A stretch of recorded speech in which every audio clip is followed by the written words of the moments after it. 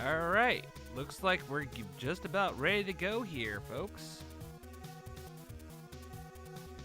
Alright, so with that said, we're bringing with you some SaGa Frontier. Vic, are you ready? Alright. Cool. So we got SaGa Frontier. It's a game with 7 major characters and 7 scenarios. We'll be doing one of them, Amelia's, and should just take us hopefully a nice chill 45 minutes or so. So let's go ahead and get going on 3, 2, 1, go.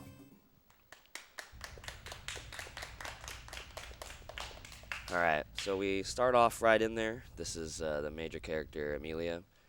It's going to set up what happened right now. Her scenario follows a pretty specific structure.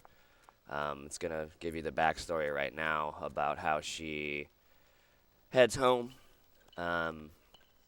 Clearly in prison now, but she's going to head home and find out her husband has been killed, and she gets framed for it. Now she's in jail, and that's kind of the setup about what's going on. She meets a girl, Annie, and it sounds like they're going to have a little plan to get out of prison here rather shortly. But we just got to get through pretty much what's the longest set of text cutscenes in the game before we get to some gameplay here. So just got to bear with us. And you get a brief glimpse here of the villain we're going to be chasing for the rest of the run here, Joker.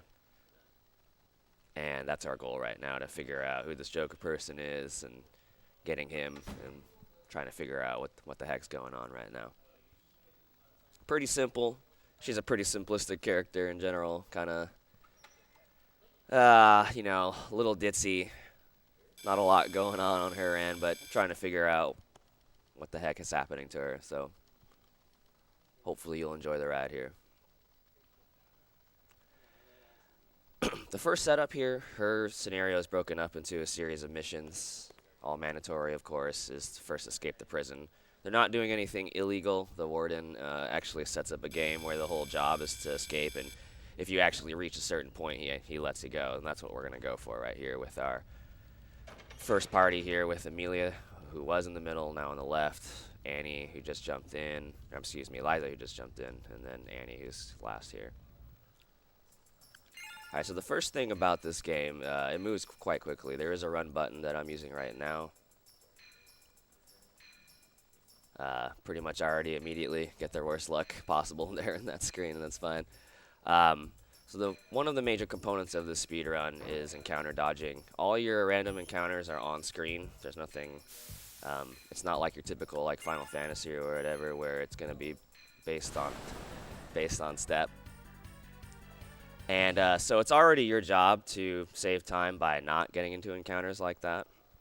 The good news about it is that you can save, or at least quick save, anywhere you want. As soon as you turn off the console, you lose it, but when it comes to a speedrun, it's not a big deal. You're not really worried about that. And so your movement matters quite a bit. Enemy movement is random per se, but a lot of the times you can figure out what they're going to do, or you can kind of try to bait them like that and run around them. So there will be a lot of that. And if I do happen to get into an encounter, in most cases I can just reset, so it's really just not that big of a deal. With the pre-rendered backgrounds and things like that, it really is kind of easy to get caught up in little corners and stuff like that. It just is what it is. Actually, let's reset that.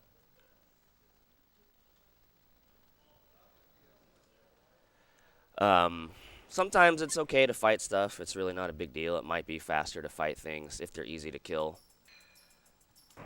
in one go, as opposed to resetting. In this case, those enemies were tough enough that I didn't want to do that. And now we're here at the end already. So we had a pretty rough start already. Hopefully the rest goes better.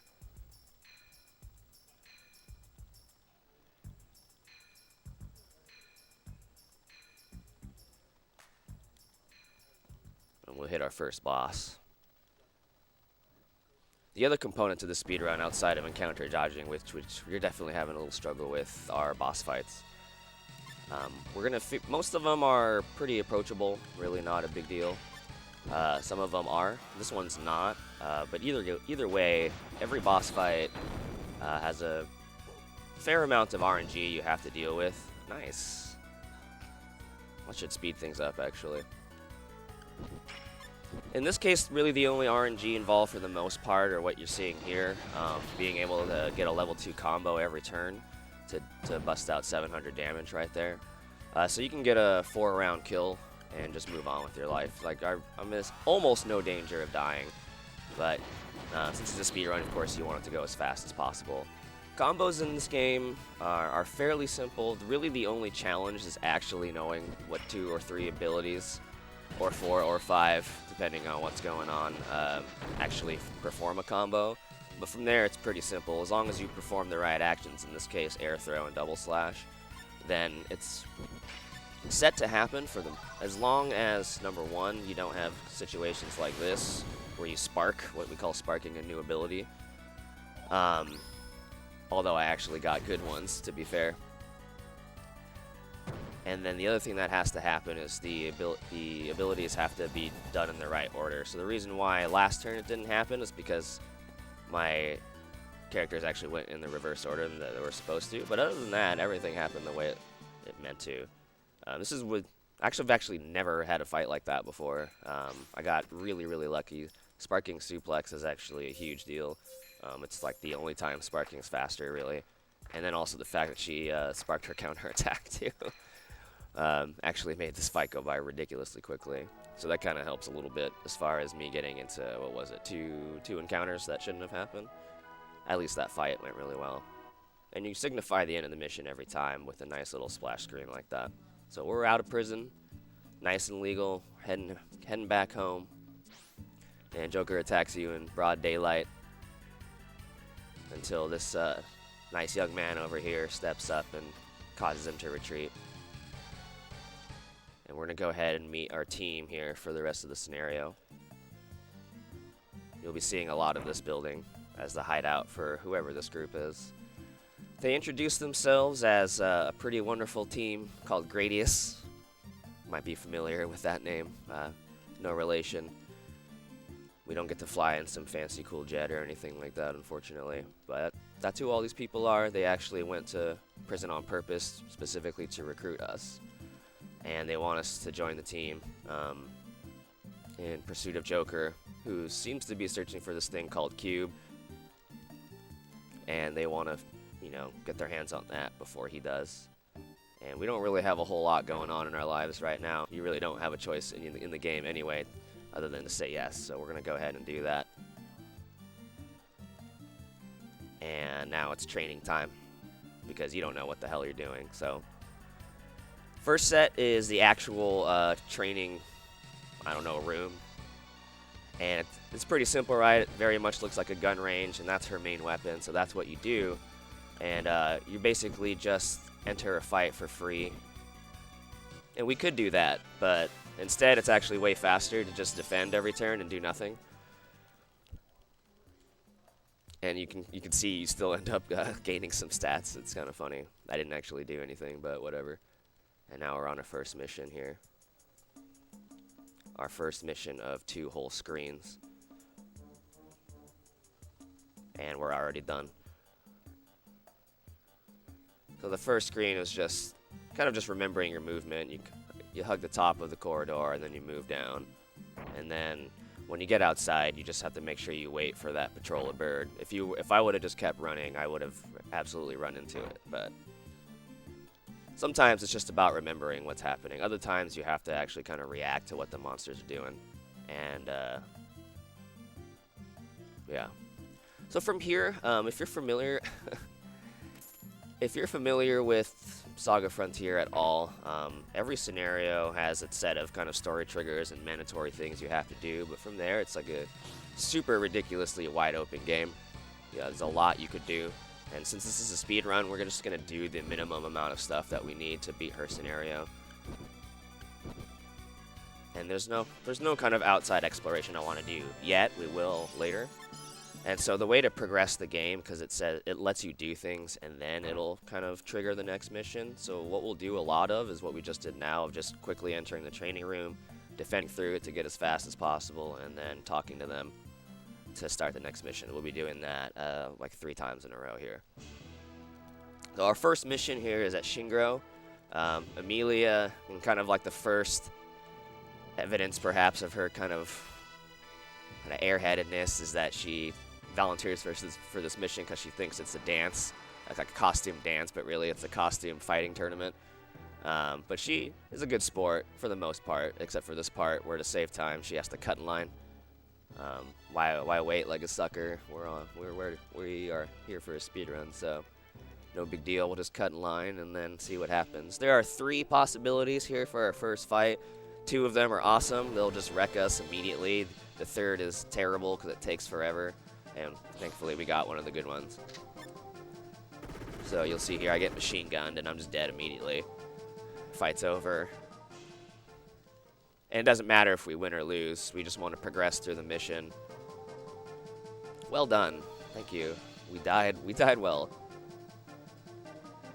Cool, so there's Joker. Let's go ahead and grab our team. And now we're going to go chase him down.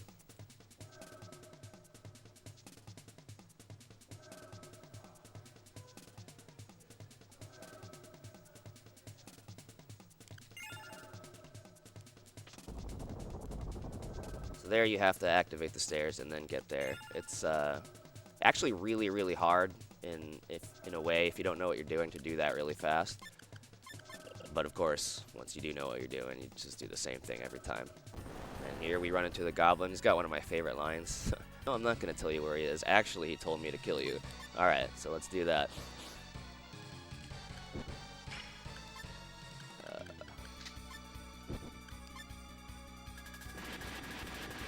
So we're setting up for a 1 round. Rufus there on the right with the gun shoots everybody to get the kind of minions down, and then we want the level 2 combo on the goblin to kill him. Sometimes he lives through that, but most times that's good enough. So we got actually literally the best luck possible because they didn't take a turn at all. This is the run. Even though I made 2 ridiculously bad mistakes in the beginning, this is it. And there. That's the end of the mission. And pretty much every mission is going to follow the same kind of trend. It's like, Joker's going to be here, you see him, you chase after him. When you're chasing after him, you need to dodge monsters, and then he gets away. And that's pretty much all there is to it. Actually, that's fine. And since we're ready for the next mission, but we have to do something before the game lets you, we'll just go ahead and head to the training room again. And then we're going to do nothing in the training room because it's faster. Your stat gains are pretty random.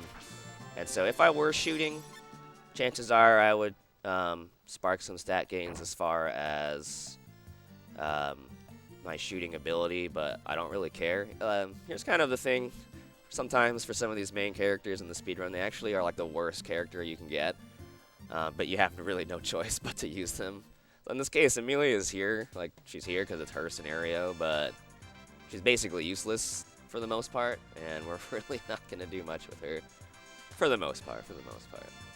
So here we are at Baccarat. You might have noticed the other trend with her missions is she has a different costume every time, and now she's in this bunny outfit or whatever. You're supposed to get information, but you really don't actually have to. You just need to move upstairs. That's literally it.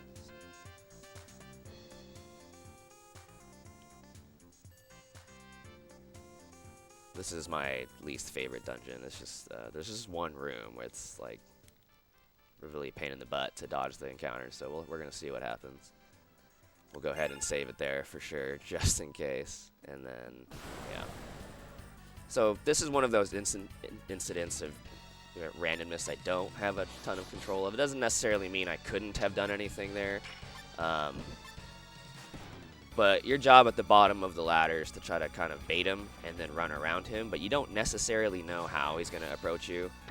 And so sometimes it's just kind of a pain. But because it was one enemy only, and this enemy I knew was really easy to kill, it's much more worth our time to just take him out now instead of try again. But ideally, we don't get into any more. This one. Go ahead. I do find this kind of humorous that your costume actually stays with you when you go into battles. You don't see that in many RPGs. Yeah. So since that one had multiple enemies, I really don't want to deal with that.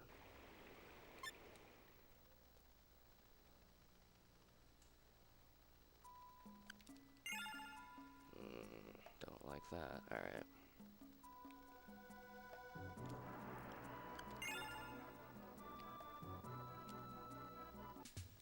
Alright, so we find Joker with these gnomes in the casino's vault. They really like gold. And I feel like this is their room of gold, but it kind of doesn't seem like it. So Joker distracts them with gold by throwing it at you, and that works for some reason. I don't know, man. It's whatever. That's fine. So now we immediately have to just run our way out. Again, really my only fear is this worm here getting me again. Which, okay, he didn't get me on the way out, so I'll take that. 50-50. And that's the end of that mission. No big deal. Alright. We just received $2 from... Wait, this isn't Final Fantasy Legend 3. Happy to see some classic underloved RPGs to get a bit of representation at a marathon. And by an awesome runner, nonetheless. Good luck, Bick. Thank you.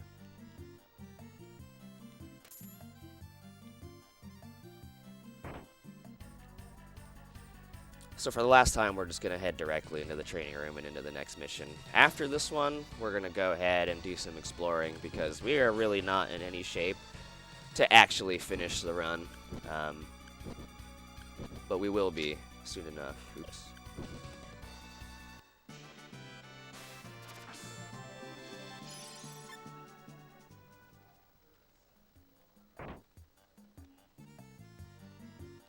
Alright. So a little bit of background. SaGa Frontier is part of the SaGa series. It started actually on the Game Boy in a game that was retitled for North America as The Final Fantasy Legend. And its sequels, Final Fantasy Legend 2 and Final Fantasy Legend 3. Those games are actually titled SaGa 1, SaGa 2, SaGa 3 in Japan. Continued into Romancing Saga and its multiple iterations, and then SaGa Frontier 1 and 2 here on PlayStation 1, Unlimited Saga, and a few other newer titles. It's never been an outrageously popular series at all here in the States. People are probably familiar with it, but don't necessarily have a huge love for it, which I don't necessarily blame people for. They are a strange set of titles. I forget the dude who designed a lot of them, but like he's just always been a guy of just like strange ideas, very unique, and they've always been cool, but they don't always translate to actual like fun gameplay all the time. And he also has the knack of like not really having the game explain mechanics to you at all. And so these games can be really, really hard to approach. But once you kind of have an understanding of them, assuming you want to work that hard, then they're actually pretty cool.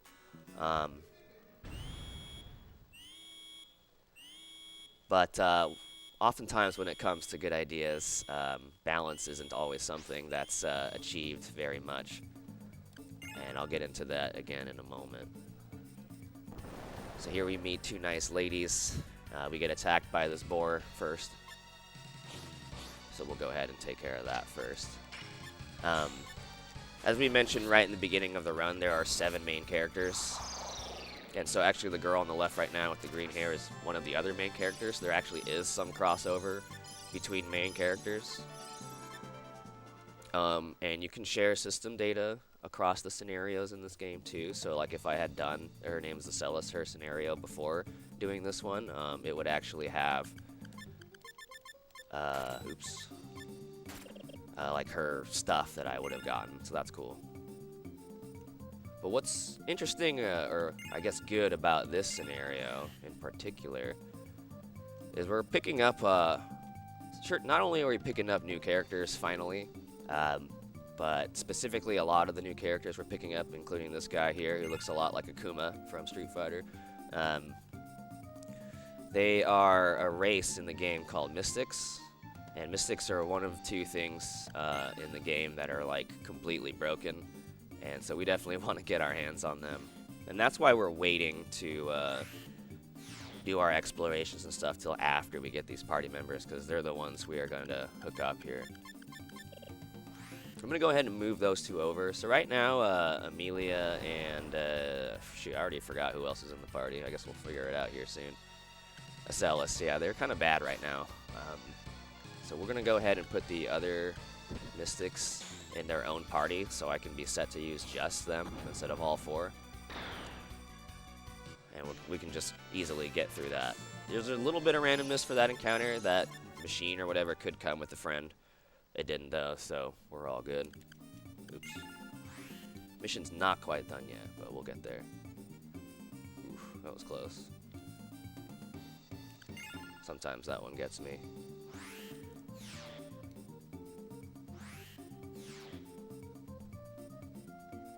Cool, so we're done. At least that one went without incident. So anyway, getting back to Mystics, for a character like Amelia who isn't one, you're going to be way more about like trying to get her gear and having her do a bunch of fights to kind of get her stats up and blah, blah, blah, and that's one way to do things.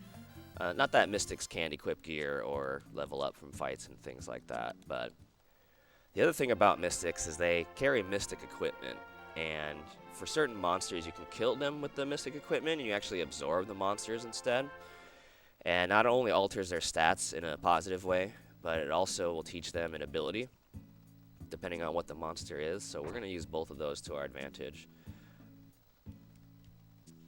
And that's what's going to help us get through the scenario, especially quickly.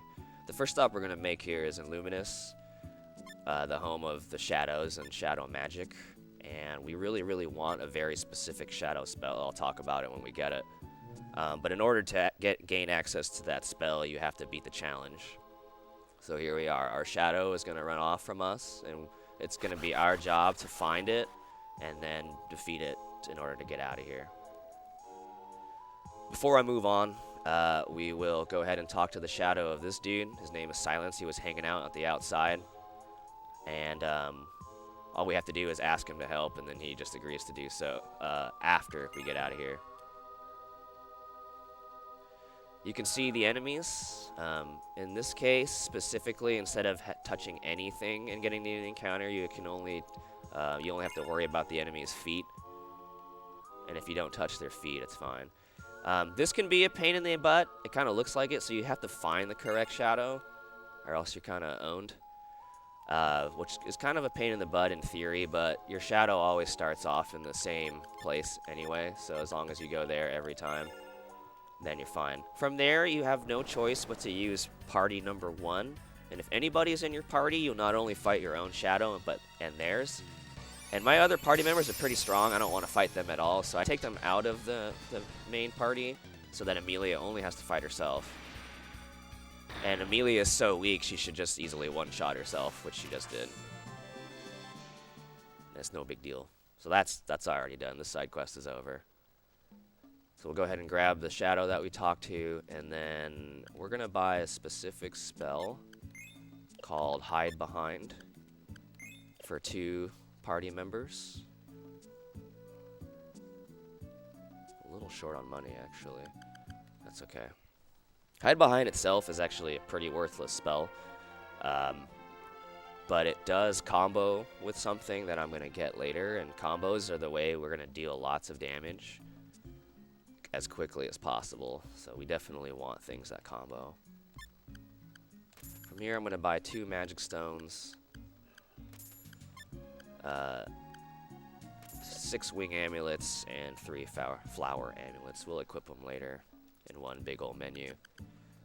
Shrike.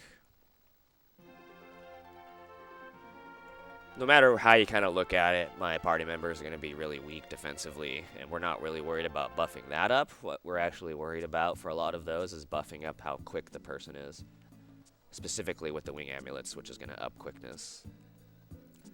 It's still a SaGa game, please remember, so even if your quickness is like greater than an enemy's or something like that, it doesn't mean you're ever going to go actually before them.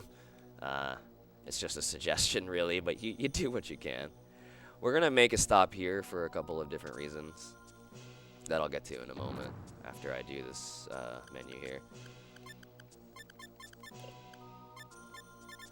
Put a buckler on him over his gun, and 3 wing amulets, which will up his quickness.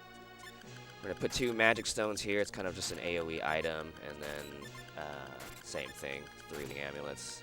We're gonna put a backpack on her, take her flower amulet off, and then we're gonna put those flower amulets on her, and then we're gonna go ahead and equip hide behind on each person as well, even though they're not going to get used right now. Our main party is going to be our 2 mystics. I mean, we do have more than 2 mystics, but our main 2 mystics, Silence and Zosma. Zosma's the one on the right with the red hair who looks like Akuma. So one of the reasons we want to be here, nice block, is to absorb these enemies. So the first setup we're going to do is to AoE them with the magic stone first. And then we're going to go ahead and absorb each one with our Mystic Swords. Nice block.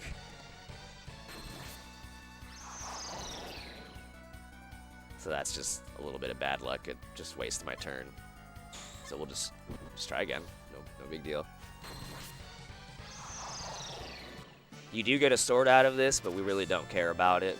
Really what we wanted was to absorb those dudes. And so we get that.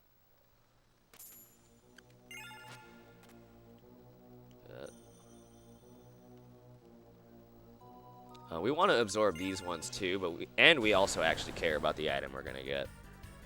So it's a win-win. The setup here is essentially the same. Mystic Boots do more damage than Mystic Swords, so I don't have to set up a Magic Stone this time. I can just one-shot them. At least with Silence. With the Zosma, you're not going to one-shot, but it does, I mean, whatever. It's no skin off my back. So, Vic, maybe you can clue me in on what's going on here with this donation I got from Huishin. Oh, shit. $5 from him, saying hashtag PPMA. Maybe I shouldn't talk about that one. But no. All right, well. But thank you, Huishin. I I thought he was gonna say something else. So they probably know what I'm talking about. Yeah, but yeah. We got another donation basically with the name suggesting the exact same thing. But he says, hey, Big, nice to hear you've got that sexy robot voice going on today, too. Good luck with your run. And can we get your hair down for the fans? Sure. If I have to reset again, I'll do it. But we'll see what happens.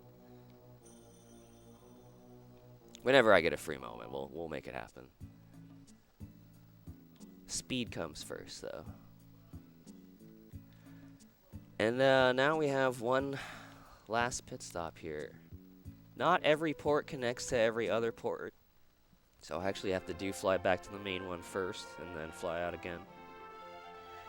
We got one last set of absorbs we want to do, an item we want to pick up. It's technically optional, but whatever. And then we also have one last party member to get.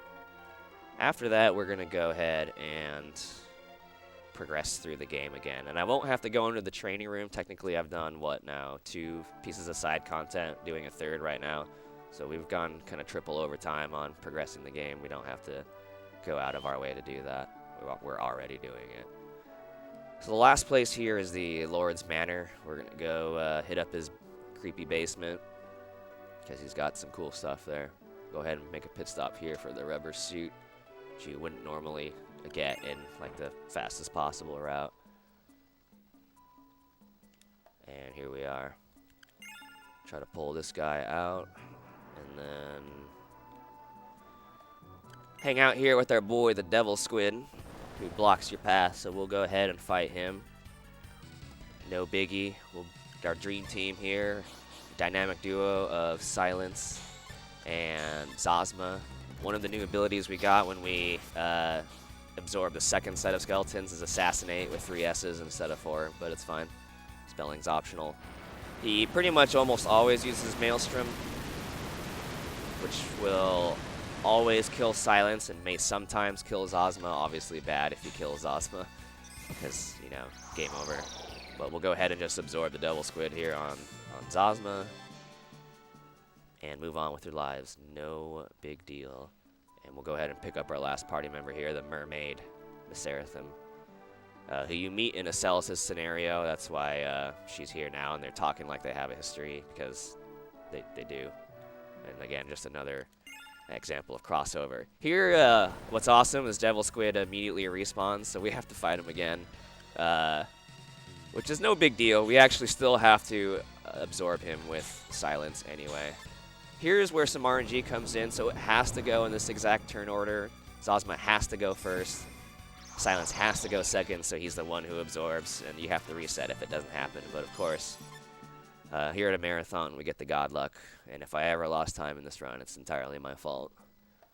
Which is, I suppose, a little not rare for this game, but rare in general. Usually I just get owned across the board, but we're actually getting really, really good RNG in this run. Although I have to say, really my RNG and luck really only matters on the very, very last boss. The rest is kind of like, whatever. You want it, of course, but the last boss is where it really counts, so we'll see what happens. Alright, I guess I have to undo my... I mean, I really can't do much with my hair when it's in a bunch of headphones, so... And they probably don't want me, like, whipping my head back and forth and throwing the headphones, like, across the room, so I can't really do that. But, you'll just have to pretend, I guess. Just assume that my hair is long and beautiful, and you'll be alright. Because it is. Okay, so back to business, finally. We did all the sidetracking and sightseeing that we need to do. And so we're ready to move on to the next mission where we're going to head to Trinity Base again. I didn't talk about it at all the first time we were there. We wanted some information the first time, and we had to sneak in as like part of the harem to get in the first time. And ever since we got in and got out, the dude we were looking for got fired, and there's a new boss. So we want to infiltrate again to talk to the new boss to see if he's the same as the old boss. And, you know, gotta have a costume change as well. So now Amelia's in her, like, full-on, like, commando outfit or whatever. And there's new enemies, new music. This is probably one of my favorite songs. It's a good tune. This game, for sure, has an excellent soundtrack. Lots of songs as well. There's a lot of content. And, like, everything's good. It's pretty awesome. So we're going to make our way back to the office where we had to fight that plane-looking thing the first time. Because that's where our big boss is. And we're going to see what he's up to and what he's all about. And that's all we have to do. This mission is ridiculously simple. So here he is. I already forgot his name. Mondo, maybe? I don't know. Whatever. So he's gonna give us some background. He tells us where Joker is. Says he's not like the other dude. Like, yes, he has an agenda, but he's not down with Joker finding Cube, whatever the hell that is. Still don't really know. So he helps you out.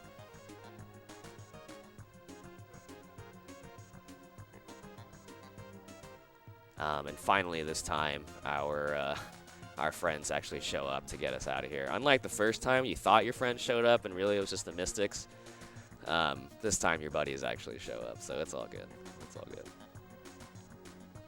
He also gives you a accessory, the Angel Brooch, spelled B-R-O-A-C-H for whatever reason. Which we'll go ahead and use later on as well. So this time, your friends do show up. We got a little bit of skip tech there to just move down to, I don't know, pixels, tiles, whatever, and then just slide right past them. It's no big deal if you talk to them. They'll just give you some dialogue and then walk into you, signifying that they're joining your party. But you go ahead and save like a second and a half just by walking right past them. And that's the end of that mission already. You find out where Joker is in Yorktown, one of those. And that's what we're going to do. So this run is, depending on what the last boss does, this run is almost over. So we just received a $100 donation from Brett Suzo. Oh, snap. Nice. Yeah, saying, can someone ask the guy on the couch to quiet down, please? And the guy playing to cut his hair. Big full power. My man Brett, thank you. Thank you for, oh snap, waking up and being here.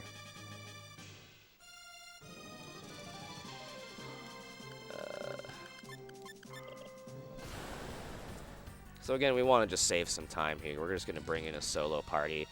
If it's just one dude, no problem. Zazma can just punch him to death. Not every enemy is absorbable. In this case, that dude isn't, so I'm not worried about it. I can just kill him. And no big deal. If there were more, that's what my second magic stone would have been for. But we were fine. So essentially, we just have one last set of, oh god. Yeah, that's not how you... I just went for it. Most times that lizard's going to block your path. I tried to see if I could get lucky or not. I guess my luck ran out. And I couldn't go back because I've actually never had that happen before either, where the other lizard blocked me too. Good times. It's going to happen again, dude. I should stop going for it. Okay. All right, we'll do it. We'll do it for real. For real. Or should I try it again? Because third time's always a charm. Nah, I won't try it again. It's okay. All right, so we'll just be reasonable. Come here, bud. And pull him out. Ah! Okay, okay, whatever. That didn't go to plan either. Everything's fine. All right, check out the view real quick. Kind of forget that you're on a murderous rampage for a sec there, and then continue on the murderous rampage with the other big old menu here. So we want our team of expert mystics. We're going to go ahead and equip Seraphim with all the cool stuff we got. The Mizukugami, the rubber suit, the magic wear, and the angel brooch. Actually, I want to equip her with a weapon as well. And now we get to a scene that pretty much makes zero sense. Really encompasses this game. You run into a chapel where Amelia remembers, like, man, I was going to get married to this dude before all this happens. And she's like, this is just a great moment to put my wedding dress on because I never got to. The dude is like, what the heck are we doing? The girls are like, you get it, girl. So that's what we do. Now she's in her last costume here, the wedding dress. If that didn't make enough sense to you, which it doesn't, then we get attacked by the last boss, Diva. I don't know why we get attacked by Diva. I don't know what Diva is. I don't know why any of this is happening, but here's the last boss. 25,000 hit points. And, like, 10 rounds of, like, sheer terror for me, because I don't know what's going to happen. But whatever. So our main goal is to set up a hide behind from Amelia, 2 Tiger Rampages, nice, for the level 3 combo here. Hide behind, again, like I said, is worthless, but it does combo with Tiger Rampage, which also combos with itself. And so the bigger the combo you get, the more damage you're going to do. We're going to do, oh wow, okay, 6. And that's what we want to try to see every turn possible. From there, White Rose is going to heal Seraphim specifically, just in case something happens to Seraphim. And then Seraphim herself is going to use Life Rain, her one ability that heals everybody but her. And it actually brings them back to life too. So this is how we're going to try to survive every single turn. In this case, no one died anyway. But that's the setup. Amelia, Silence, and Zazma try to do as much damage as possible. White Rose heals Seraphim. Nice! Seraphim heals everybody else. So this is an excellent start. We are just starting off by doing what will be roughly 13k here. So we're 50% through Diva's health already. Not that I can't die a horrible death. I definitely still can, but please miss. Okay, it didn't do anything. It's bad too. Whatever. Excuse me. So Zazma's stunned. I have no way to heal him. And so I lose out on his damage, but it's okay. We still got a level 2. Which instead of doing 6,500-ish damage, will instead do 3,300. So you can I've lost almost half the damage just by losing one combo member. So you can kind of see why those level 3s are important. You can also kind of see how, like, really not strong we are. Like, we can deal the damage, but, like, we're not going to survive very much. And you can also see D.Va gets anywhere between 0 and like 6 actions. Also, like, unpredictable. You really just never know what's going to happen. Nice. So we only lost 1 round. That's still pretty lucky. She's going to change phases. She has 3 of them. All right, I'll take it. So this should put me right around 20K's worth of damage, which means she only has 5,000 health left. It should be in the bag. Nice block. It should be in the bag. Should. So in case something like that happens, that's why we queue up an attack or a heal with White Rose to pick her back up, just in case. You're also seeing people take damage even after they're dead. They're losing life points, LP. If the person loses all of their LP, you lose them forever. If Amelia loses all of her LP, you actually get an immediate game over. But thankfully, not a whole lot of that has happened for now. Alright. We've done everything we can. This fight is, like, actually, like, practically perfect so far. This is the best fight I've ever had in my life. If only I didn't run into, like, 6 encounters for no reason. This would actually be a really, really good run. Ow. So Amelia's dead. But we ran out of stuff anyway. I don't really care. So as you can see, if hide behind doesn't combo, it literally does nothing. But if she doesn't die this round, it should be like next round. Like, I should be really freaking close. I got her. I can't believe it. Like, this is the fight you, like, you sell your soul to the devil for, like, for a good time in this scenario. That was, like, essentially perfect. Like, as close to perfect as you could ever really ask for. That is crazy. If only I was actually good, this would be a good time. But yeah, we got her. Now, why she exists and what she means, and I don't know. Joker shows up afterwards. You got your gun. It turns out the fiance that got killed is actually Joker, and they stole the plot from The Mask starring Jim Carrey, where the mask possesses him and he's a different person now. And you figure out it's actually your husband who's been harassing you this whole time, and you take the shot, and it blacks out. You're left in suspense for 2 seconds, and then you see wedding photos. So clearly everything worked out. You end up, I guess it's assumed that you like shoot the mask off of him, and your hubby is saved, and everybody lives happily ever after. But again, why should the game actually explain anything to you? That's not its job, right? So it's whatever. Time's going to be coming up in a moment. I actually have to get to a menu, and then as soon as I select an option, then that's time. How cute. All right, so time. And that's it. That's all there is to it. That's Amelia. There's a lot you could do in her scenario, but it's a speed run, so no thanks. We just did what we could and got through with the perfect RNG. Why not? Thanks, y'all. I got one more donation just for you. Oh, sure. $10 from SaGa. I wonder who that could be, right? You said sure. That's practically my name. There are a million and things we could do with your hair, but it's probably bad to throw the headphones to a new frontier. Oh my god. Thanks, Kashira. Can you refund that money? I don't want to hear that kind of stuff. Thank you. Thank you. All right. Thank you very much, Bick. Thank you for watching. All right. We're going to cut to a quick Twitch ad and get ready to set up Rad Ray Gun by TurboDog702. So stick around. Be right back.